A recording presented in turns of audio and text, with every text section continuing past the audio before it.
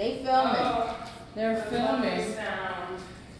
They're filming, darling. Hi. Oh snap! Look who it is. Hi. Hi. How are you? I'm good. Chris.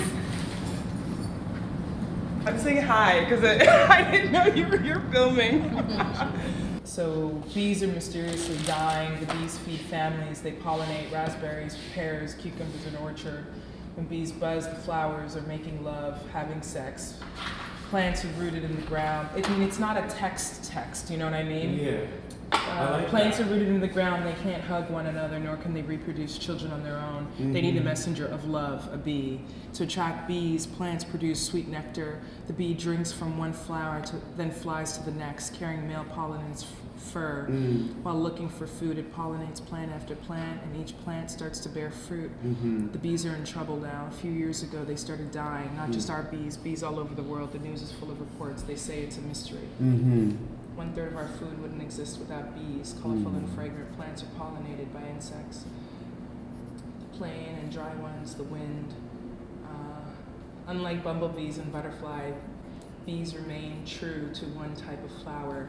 Some bees fly only to apples, others only to bellflowers. They don't fly to a different type until they've finished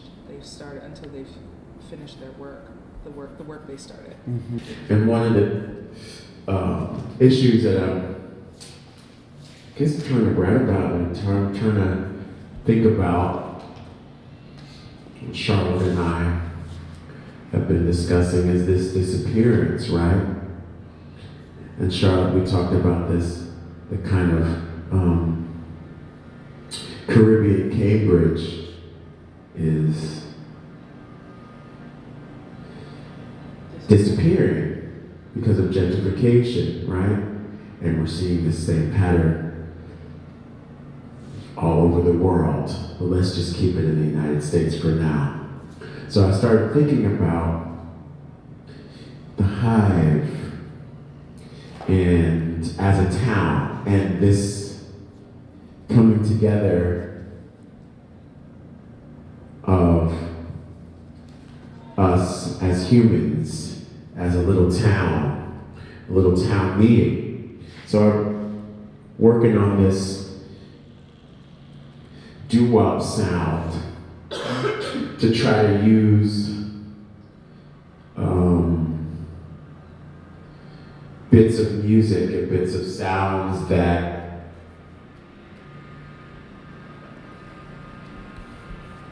have brought people together before.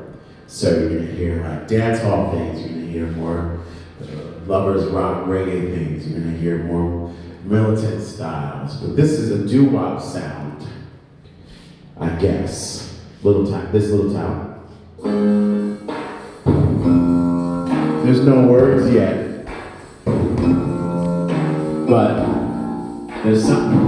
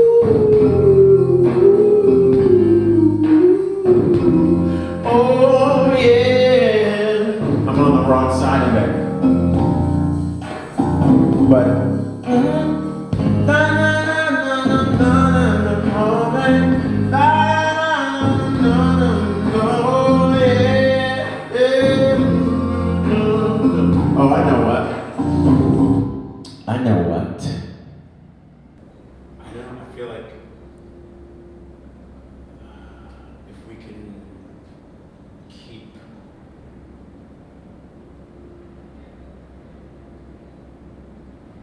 having this conversation on into the talk.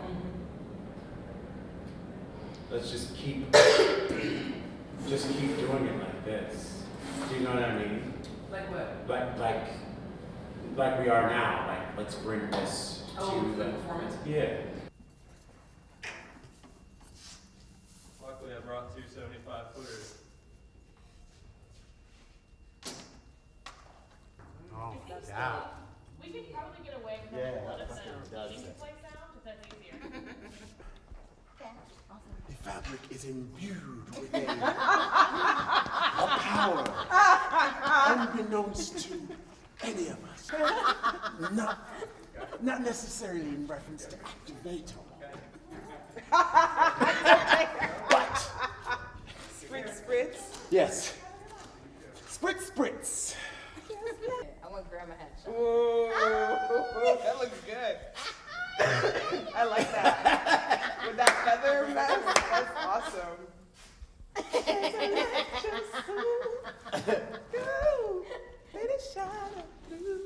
Oh man. It's a real soul glow moment. Okay, what else?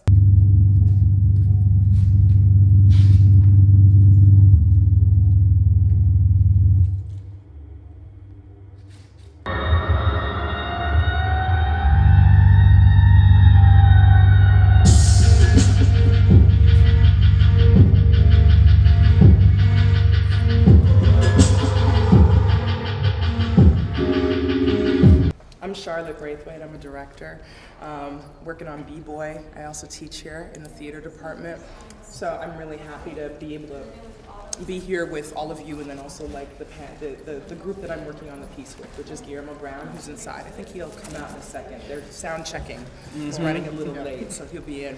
And Abigail DeVille, who's also she's a visual artist, who's going to be doing costumes and installation eventually when the piece comes to full fruition.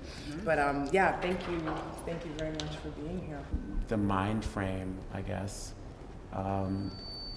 There's just a lot of talk around. You hear people talking about Africanized bees, and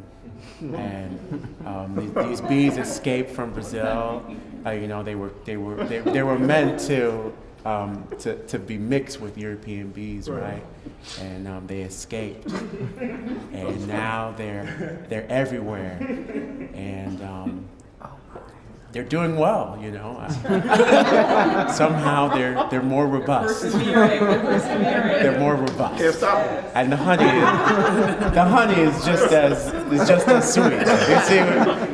You see what I mean? So even before Bee Colony collapsed, we have this like marketed hysteria around the insect world and that type of fear, you know. And I just kind of trying to unpack it and talking to Charlotte, and just I looked at this Pushkin story, the folktale of the Tale of Tsar Zoltan, which is the opera that Rimsky-Korsakov turned into the thing that became The Flight of the Bumblebee. A boy transforms himself to go back to send a message to his father, the king, that he's okay, basically. It's in a nutshell what the story is. From a faraway land, he gets granted a wish and transforms himself into an insect that goes and stings to say like, oh, I'm here, I'm all right, things are gonna be okay. So I like that image of transformation, and that's kind of where I began to look at the stuff, and I said, wow, I really need all the really serious work that I've done as a supporting cast member, has had a director and a producer and been well funded. So I just took time to, you know, I've worked in New York for so many years where it's just quick. You just do it and it's done. And even now in my, you know, more commercial world, it's just like quick, boom, get the idea, good, we're on, we're recording, and it's done, and it's over, and boom, you know, like, song now. And I'm not doing that. I said to myself, what do I want to do? I want to make a new instrument. How can I incorporate instrument design, invention into this piece? So I'm taking the time to have conversations and to research and to gather data and to figure out what to do with the data and kind of brainstorm and falter and experiment around, is this an app? Is this a curriculum? Is this all of those things? The instrument is called Be Girl now. We're calling it Be Girl. What is that? Is that something that is a piece of software or a piece of hardware, or how does it live and where does it live? And is it an installation? Is it a performance? Is it an album? Is it a video? Is it a line of clothing? Is it a brand that gets marketed around issues of violence against the environment, against each other? Is it about conquering fear? I mean, so many different layers to it that I'm just taking time. That's kind of it. And then Charlotte is here, and I think looking for ways to reach out to the community here. I think, I don't want to speak for you, but I felt in our conversations, I felt a kind of isolation. And gosh, I mean, you never feel isolated. That pains me to know that you've been here feeling that way, and you can take. Yeah, I mean, it's so great when you have an opportunity as an artist and as a theater artist specifically, because theater is about people living now. Even if we're telling old stories, we're telling stories that have words to live by, right? And so it needs to stay connected with the people. And so often when you make theater, you're like, siphoned off in your little rehearsal room with your ideas and your crew. And so the opportunity open up not only my experience at MIT with all of you being here, but also the experience of how we are going to make this piece, which is not just actors on stage doing a thing. It's larger than that. So this residency has given us an opportunity to kind of open that up. And so what you're gonna be seeing tonight is really early, super early stages of here's an idea. Here's a smell of something, right? Here's a little taste of, it's like an amuse-bouche of ideas. Nothing is oh, this is finished and this is it. So part of you being here and part of the hope and the wish of you being here is not even so much that you'll respond on the work, but that there are questions that we have that are kind of burning inside of us that we want to open up and hear from you. Because even Brandon, welcome. I'm going to give you a second to introduce yourself as well. But it's such an eclectic group of people who are coming from so many different points of view. And I also often feel in social justice work in theater or in performance, what happens is that there's often a focus on the difficult parts. And we know the difficult parts. We're living in the difficult parts. We're hearing about them every day. We're inundated with them. But theater gives us the opportunity, or art, theater, I encompass everybody in theater, right? So music and theater and language and bodies and all of that. But I feel like it gives me the opportunity personally to imagine a world that is better than, right? Or other possibilities that transform, right? So what I'm interested in is hearing, I want to share some of the questions. I'm going to let Brandon introduce himself, and then I'm going to share some of the questions with you.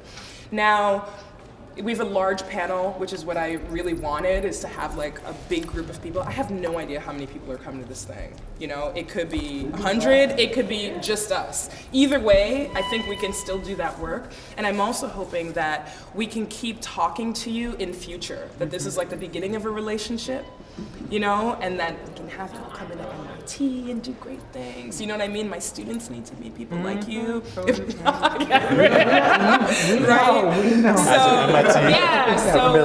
let's think of this as the beginning of something. And we may email you in a while and say, hey, you mentioned that thing. Can we come back to that and talk about that in a more intimate way?